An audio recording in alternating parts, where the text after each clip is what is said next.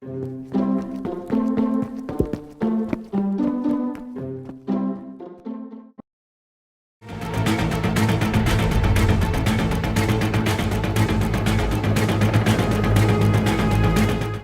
think the best word to describe Dunkirk is intensity.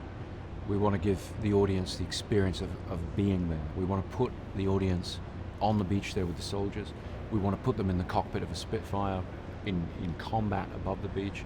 We want to put them on the boats coming over to help. And we want to have constant suspense and intensity to that storytelling. The reason for the multiple points of view in the storytelling, I wanted to make a subjective, human scale film. So I never wanted to cut out to sort of generals in rooms pointing at things on maps.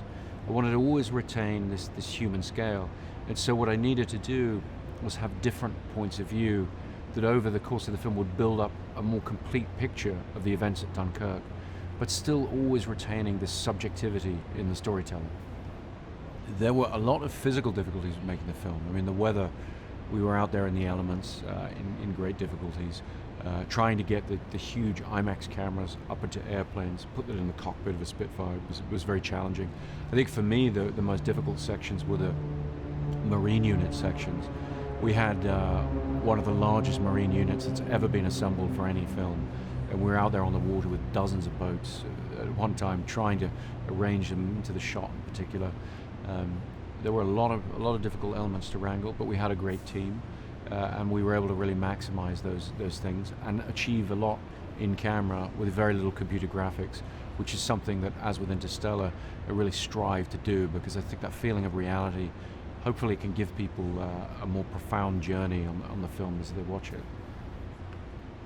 Well, it's always great to work with people who are very talented, and Tom and Killian are extremely talented.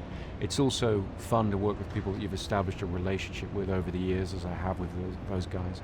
And the main thing you get to do is, when you work with talented people, you see potential of what they could do.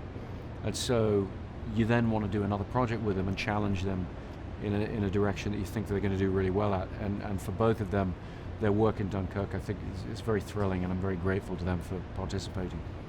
Well, we were thrilled with the success of Interstellar in Korea, and thrilled that it reached such a wide audience and spoke to people in some way. Dunkirk is a very different kind of film, but I think for me, it shares many of the same fascinations, and it certainly builds on cinematic techniques that we were developing in that film. So we're very hopeful that the people of Korea will find things to enjoy in this film as well. We shall never surrender. We shall never surrender. We shall never surrender.